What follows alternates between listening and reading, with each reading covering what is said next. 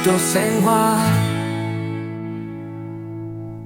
여러분들 중에서 나는 지금 기도 생활이 참 잘 되고 있어요 하시는 분 잠깐 손을 들어보시겠어요? 아, 네. 그러면 조금 어려운 것 같아요. 한번 괜찮습니다. 손을 들어보시겠어요? 네, 카메라 잡지 말고. 네, 네. 네. 우리가 기도가 잘 안 되는 이유가 뭘까요?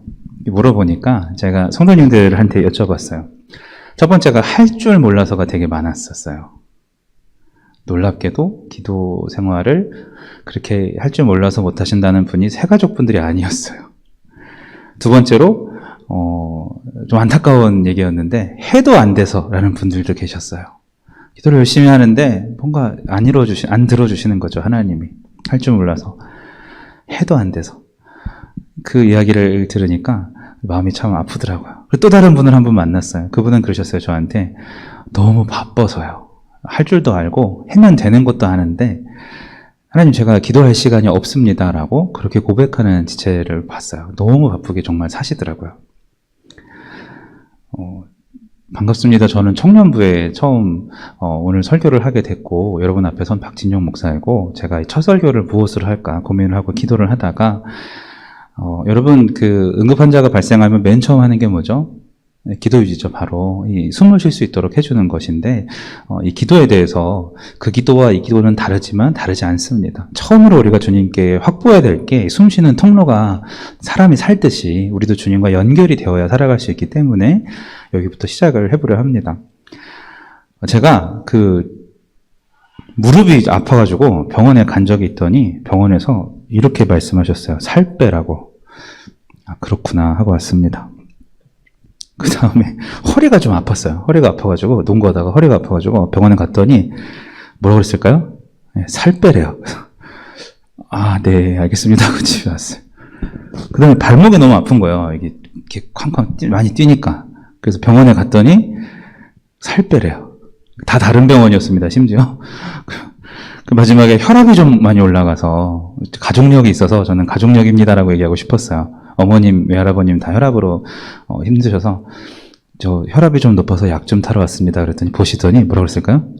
살 빼래요. 다음부터는 여러분 어디가 아프면 내가 이렇게 결단했습니다. 병원에 갈 것이 아니라 아플 때는 헬스장을 가야겠다. 이런 생각을 하게 됩니다. 이게 무슨 뜻인지 아십니까, 여러분? 가장 중요한 일이 안 되면, 가장 중요한 일에 문제가 생기면 나머지에 다 문제가 생기는 거예요.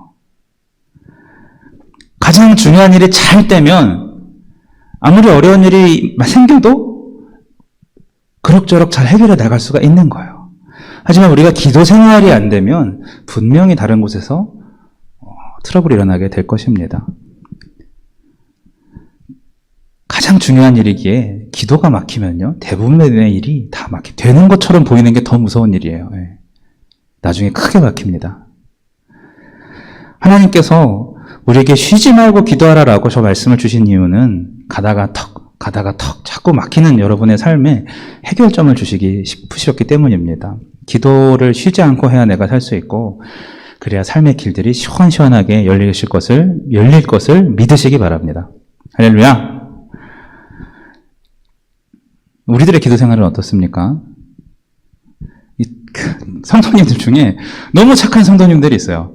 배려심이 좋아서 하나님을 배려하는 사람들이 있어요. 하나님 너무 바쁘시잖아요.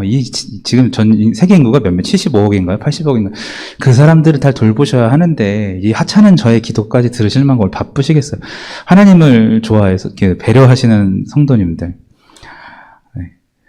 여러분 제가 그거 진심이에요. 진짜로 이렇게 기도했어요. 하나님 제가 결정장애가 좀 있는 사람들 많잖아요. 저도 저 짜장면을 먹을까요? 짬뽕을 먹을까요? 이거 가지고 중국집 전화하기 전에 기도한 적이 있었어요. 하나님 뭐라고 하셨는지 아세요?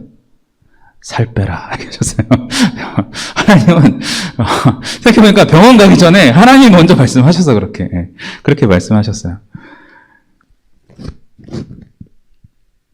그러니까 샐러드 먹으라고 그러시더라고요, 그날. 실제로 응답을 그렇게 받았습니다. 그래서 그날 저녁에 양배추를 썰었어요. 별거 아닌 것 같은 음식 가지고도 정말 별거 아니고 소소한 기도를 했더니 그 일에 대한 하나님의 마음을 제가 느낄 수가 있었고 그걸 적용을 할 수가 있었다는 말씀입니다. 하나님은 우리 기도를 너무나도 듣고 싶어 합니다. 여러분 쉬지 말고 기도하라는 말이 무슨 뜻인 줄 아세요? 내가 너의 목소리를 정말 쉬지 않고 듣고 싶구나.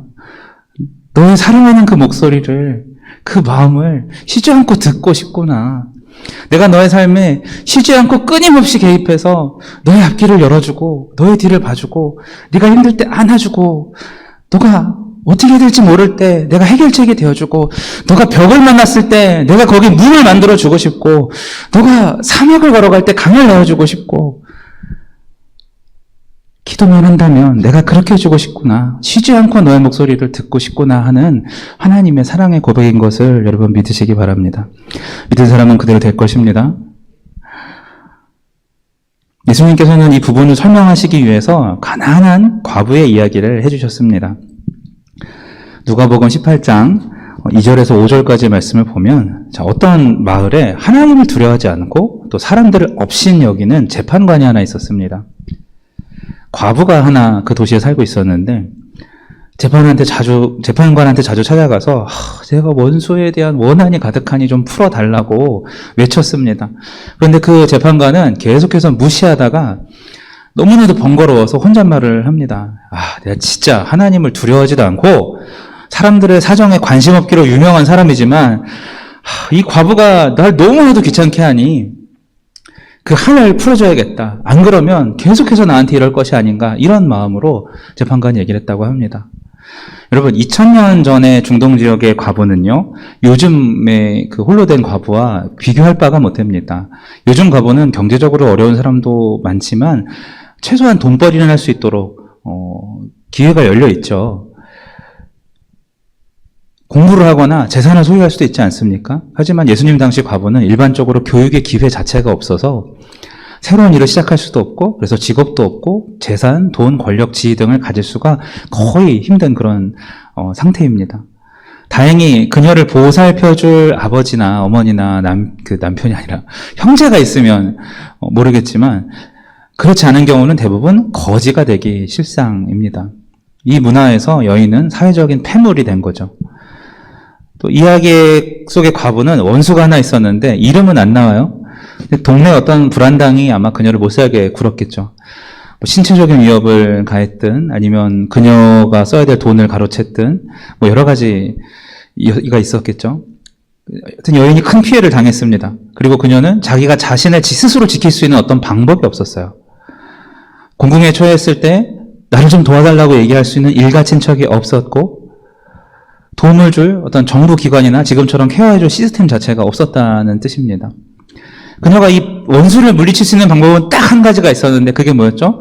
마을에 이런 일들을 처리하는 재판관을 찾아가서 호소하고 자비를 구하는 그 방법입니다.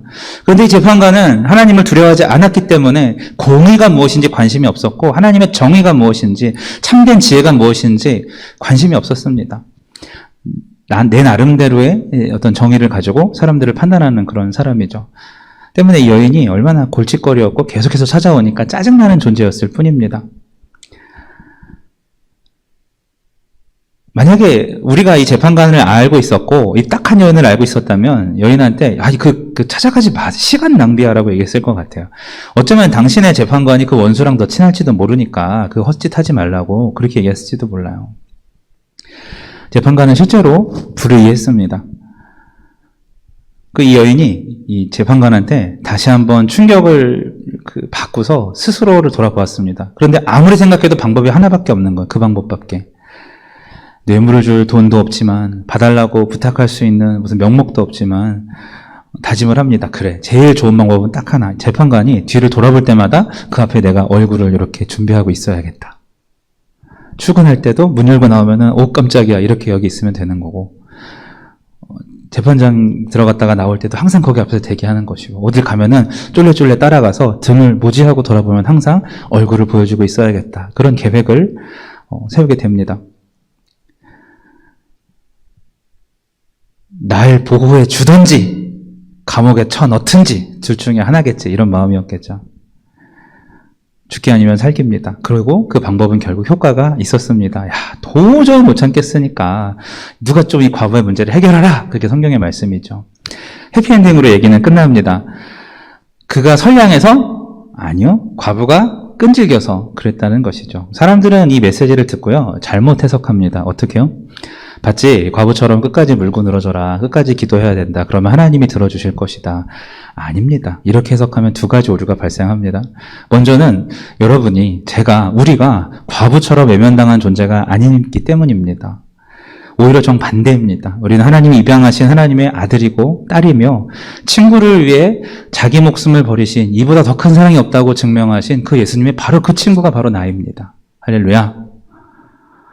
우리는 하나님의 가족이고 하나님 앞에 누구보다 중요한 존재들이 바로 여러분들입니다. 여러분이 하나님의 자존심입니다. 함부로 찌그러지지 마세요. 그러므로 여인처럼 나를 좀 봐주십시오라고 그렇게 관심을 끌 필요가 전혀 없습니다. 하나님이 나에게 관심이 없으실까 불안해할 필요가 없다는 뜻이에요. 하나님의 임재 안으로 조심조심 살금살금 들어가지 마십시오. 언제나 여러분 잘 기억하세요. 주님께 기도할 때는 뚜벅뚜벅 걸어 들어가서 하나님 안녕하세요 저 왔어요 라고 인사하는 저와 여러분 되시길 축복합니다. 혹 내가 너무 먼 길을 간 것 같아요. 내가 하나님 앞에서 말씀대로 못 살아서 마음에 찌르는 게 너무 많고 힘들어요. 그럴 때도 눈치 보면서 그 탕자를 기다리는 동고 밖에서부터 기다리는 그 아버지의 마음으로 계신 하나님 앞에 달려가시길 바랍니다.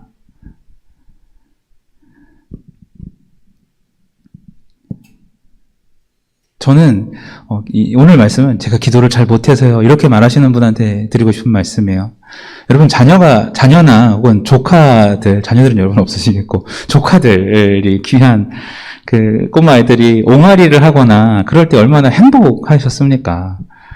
이미 제 보니까 그래. 얘가 뭘 해서 행복한 게 아니라 이미 행복할 준비가 돼서 애를 보고 있는 거예요. 그럼 애가 막 이렇게 이러면 그거 좋아가지고 나도 막 이렇게 애한테 그쵸? 애기 업고 아줌마가 버스를 타잖아요? 그럼 그 애기 주변의 아줌마들 표정이 다 바뀌어요. 막 까꿍 이러시고 다 그러시더라고 보니까. 네. 저도 어렸을 때 사람들이 저한테 장군감이라고 그러시면서 까꿍까꿍 하셨다고 하더라고요. 하나님도 똑같으십니다. 그저 한마디 여러분이 그냥 그렇게 하나님 앞에서 한마디 떼는 게 그게 그렇게 좋으신 것입니다. 평생 옹알이라는 사람은 없겠죠 물론. 아이가 태어났는데 이 아이가 처음엔 귀여운데 잘하지를 않아. 이러면 공포영화입니다. 거기서부터 그죠? 평생 옹알이를 하는 사람은 없어요. 아직도 옹알이 하시는 분 손 들어보세요. 기도할 때. 지금부터 옹알이 시작하셨다면 상관없습니다만 계속해서 옹알이를 하셨다면 오늘 말씀 이후로 여러분이 기도 생활에 행복이 있길 축복합니다. 여러분 기도는요 그래서 잘하고 못하고가 없습니다. 기도는 그저 하고 안 하고가 있을 뿐이에요. 저 사람 기도 잘해 그런 말 틀린 말이에요. 기도는 잘하고 못하고가 없고 어떻게 해요? 하고 안 하고가 있는 것 뿐입니다. 두 번째 오류는 끈질긴 기도를 해야 된다라고 그렇게 말하는, 그러니까 이 말씀에 비추어 봤을 때, 물론 강청하는 기도에 대한 다른 말씀도 있겠지만, 이 말씀에 비추어 봤을 때, 그렇게 끈질긴 기도를 해야 된다라는 말에서 두 번째 오류는, 우리는 사랑이 많으신 하나님 아버지를 믿는 자녀들입니다. 예수님의 말씀에 등장하는 이 재판관과 우리 하나님 아버지는 조금도 비슷한 면이 없음을 여러분 기억하십시오. 그 재판관은 삐딱하고, 불의하고, 불공평하고 사람들을 무시하고 돌보지 않을 뿐만 아니라 자기 개인사만 관심 있는 사람들이었죠. 내가 귀찮은가 안 귀찮은가 요거. 이와 반대로 우리 하나님은 어떠십니까? 의로우시고 정직하시고 거룩하시고 온유하십니다. 특별히 우리를 사랑하셔서 다니엘에게 그러셨듯이 기도를 시작할 때 이미 응답의 천사를 보내시는 분이 하나님이심을 믿으시기 바랍니다. 시편 34편 8절 너희는 여호와의 선하심을 맛보아 알지어다. 그에게 피하는 자는 복이 있도다. 여러분 맛보십시오. 복이 있습니다. 그것이 하나님의 본성입니다. 하나님 자체가 바로 내어주시는 하나님, 맛보게 하시는 하나님, 축복이신 하나님, 격려하시는 하나님, 양육하시고 힘을 주시고 하나님은 사랑이시라 사랑을 증명하고 싶으셔서 자기 아들을 죽이신 하나님. 할렐루야. 예수님도 어떤 여인에 대해서 얘기하고 싶었던 게 아니에요. 이 하나님에 대해서 얘기하고 싶으셔서 이 비유를 들으셨습니다. 그래서 누가복음 18장 7, 8절을 보면 여인의 이야기는 1절 하지 않으시고 예수님이 이렇게 말씀하세요. 하물며 하나님께서 그 밤낮 부르짖는 택하신 자들의 원한을 풀어주시지 아니하겠느냐? 그들에게 오래 참으시겠느냐? 내가 너희에게 이르노니 속히 그 원한을 풀어주시리라 말씀하십니다. 한번 따라해 봅시다. 속히 응답하신다. 저는 하나님을 응답하시는 그 하나님을 묵상하면서 그 회개를 많이 했습니다. 어떤 생활이었냐면 그 아이들이 예성이랑 수지가 저한테 아직도 어려서 아빠 괴롭혀야지 하고서 막 와서 장난치고 괴롭히고 앵기고 그래요. 그러면 제가 맨날 피곤해 쩔어 있을 때가 있었었는데 그때 그렇게 하면 좀 아빠 좀 내버려둬 좀 살려줘 막 이렇게 했었었는데 이 말씀을 묵상하고 나서 그 자리에서 회개했습니다. 하나님께서는 우리를 받아주시고 용납하시고 아무리 전 우주의 질서를 관리하셔도 우리의 기도를 소홀히 듣지 아니하시는 하나님인데 내가 내 자녀가 나 다가오는데 내 상황 얘기하면서 애를 이렇게 쳐낸 그 사건이 떠오르면서 회개가 됐어요. 여러분 훗날 그런 하나님을 닮은 부모 되시길 축복합니다. 네. 하나님은 이렇게 우리가 언제든지 기도하시길 원하십니다. 오죽했으면 쉬지 말고 기도하라고 하셨을까요? 어떤 분이 기도를 호흡에 비유하셨었죠. 쉬지 않고 기도하는 게 우리가 호흡이다 보니까 참 잘 말씀하신 것 같아요. 그렇죠? 제가 했어야 되는데 빨리 하셨어요. 그분이. 우리가 숨을 잘 안 쉬는 이유가 뭘까요? 숨을 잘 못 쉬는 이유가, 기도를 잘 못하는 이유가 뭘까요? 가장 많이 나오는 대답 1, 2, 3위가 할 줄 몰라서 바빠서 해도 안 돼서예요. 보니까. 오늘은 바빠서와 해도 안 돼서는 다음에, 오늘 할 줄 몰라서, 뭐 할 줄 모르는 게 어디 있어요? 이미 답이 나왔죠? 기도는 잘하고 못하고가 아니라 하고 안 하고만 있는 것이에요. 하시면 되는 것입니다. 기도는 공부나 공식이 아니죠. 그냥 내가 낮아져서 물처럼 녹아서 그게 더 좋아. 오히려 여러분 죄송합니다. 이상한 표현이지만 망해도 좋습니다. 하나님이 망하게 하셨다면 그건 망한 게 아니기 때문이죠. 물처럼 녹아졌다면 오히려 주님 앞에 볼 것이 하늘밖에 없기 때문에 좋을지도 몰라요. 낮아져서 통제권을 주님께 드리는 것, 그 자체가 기도 아니겠습니까? 어떤 사람이 기도 중에 자기 자신이 자기가 기도한 대로 못 사는 이것을 깨닫고 너무 속상해서 이렇게 기도했어요. 난 위선자가 되기 싫습니다, 하나님. 제가 바라고 기도하는 것들도 제 욕심일 때가 많은데 이 동기마저 순수해질 때까지 하나님 제가 기도를 하지 않겠습니다. 이렇게 중단을 하고 선언했습니다. 그랬더니 어떻게 됐을까요? 이 사람이 스스로 기도의 능력을 완전히 마비시켜버려서 기도하지 않는 사람이 돼버리고 끝나버렸습니다. 여러분, 하나님은요, 우리가 이미 기도할 때 우리 동기가 그게 욕심인지 그게 선한 하나님의 마음에서 나오는 건지 다 알고 계셔요. 일단 듣기를 원하세요. 복잡하게 얽혀있는 우리의 삶을 아시기 때문에 우리의 필요를 이미 아신다는 뜻입니다. 그런 우리를 이해하고 다 받아주실 수 있는 위대하신 분입니다. 기도를 잘하려고 노력하지 마시고 그냥 이거요. 하나님의 은혜 속에 내가 거하고 싶다. 이 마음 한 가지면 딱 되는 것입니다. 기도를 잘 못해도 해보려는 시도 속에 은혜가 있습니다. 제가 어떤 권사님께 대표기도 차리라고 말씀드렸는데 그분이 한 번도 기도를 안 해보신 분이셨어요. 그랬더니 지금 이제 70세가 되셨는데 그동안은 제가 계속 빼고 밀고 그랬는데 이번에 제가 한번 해보겠습니다라는 마음을 갖더라고요. 그 자리에서 대표기도 차례가 돼서 대기하시잖아요. 앉았다가 다 일어나시는데 일어날 때 책상을 잡는데 막 떨면서 쭉 떨고 나와가지고 마이크를 어떻게 키는지 몰라서 한참 동안 이렇게 탁 켜서 마이크를 잡고 하나님이라고 기도를 시작을 하는데 저는요 그 권사님이 그 자리에 떨리는 손으로 붙잡고 일어난 것부터 이미 기도가 시작된 것이고 아니요 그 전에 저랑 통화하면서 네, 목사님, 제가 한번 해볼게요. 라고 그 말한 순간부터 하나님이 그 음성을 들으시고 역사하신 줄로 믿습니다. 있는 모습 그대로 그저 숨김없이 나아가십시오. 하나님이 기뻐하십니다. 좋은 기도만 했을까요? 여러분, 모세 어떻습니까? 목이 곧은 백성들이 불평을 막 했더니 화나서 하나님한테 주여 어찌하여 종을 괴롭게 하시나이까? 라고 따집니다. 엘리야는 어떻습니까? 엘리사, 자기를 대머리라고 막 놀렸던 아이들이 보니까 저주하죠. 어떻게 됐습니까? 네, 앙콤 둘이 나와서 아이들 42명을 찢어서 죽입니다. 이 두 기도 선배님들의 다른 기도를 보면은 또 좋은 기도도 해요. 모세가 자기중심적으로 끝나지 않고 백성들을 용서 안 하시라면 반대로 생명책에서 내 이름을 빼달라는 기도도 합니다. 엘리사도 수냄 여인한테 아이가 없는 그에게 자비를 베풀어서 네가 아들을 안으리라고 선포하면서 기도합니다. 삶 속에서 그때그때 하나님께 드리는 기도는요. 좋은 것, 나쁜 것, 중요한 것 다 섞여 있습니다. 대단한 기도할 필요 없어요. 하나님이 대단하실 뿐이지 우리가 대단해 보이는 기도를 뭐하러 하겠습니까? 지금 있는 곳에서 시작하시길 바랍니다. 모세가 불붙는 떨기나무 앞에 있는데 하나님께서 신을 벗으라고 했습니다. 네가 서 있는 곳은 거룩한 땅이니 신을 벗으라. 자, 부동산적으로 그 땅이 거룩한 곳일까요? 홀리랜드일까요? 아니요. 하나님의 임재가 있는 그 자리가 거룩하기 때문입니다. 그럼 여러분이, 우리가 기도하는 그 장소마다 하나님께서 우리의 신을 벗기실 것입니다. 하나님의 임재가 있다면 모든 것이 성역이 될 것이고 모든 일이 성무가 될 것입니다. 그래, 거룩한 일들, 거룩한 장소에서 하나님의 임재만 있으면 된다는 것이죠. 가정이든 직장이든 동료나 친구나 누구나 함께 있는 그곳이 기도를 시작하는 곳이고 응답을 받는 곳이 될 것입니다. 자, 말씀을 맺습니다. 사랑하는 여러분, 하나님께서 함께 하시는 모든 것이 거룩하니 우리가 올바른 기도를 하려고 애쓰지 마시고 일단은 하나님 앞에 단지 이야기하는 것부터 시작하시길 바랍니다.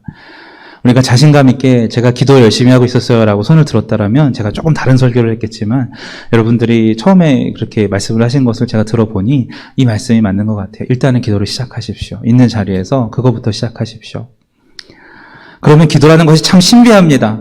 우리를 다양한 삶의 모든 자리로부터 나 분명히 이 자리에서 기도했는데 깊게 기도하다 보면 정말 세상과 내가 간 곳이 없고 그 닥터 스트레인지 이거 뭐라 그래? 팍 하면 막 깨져서 들어가는 거 있잖아요.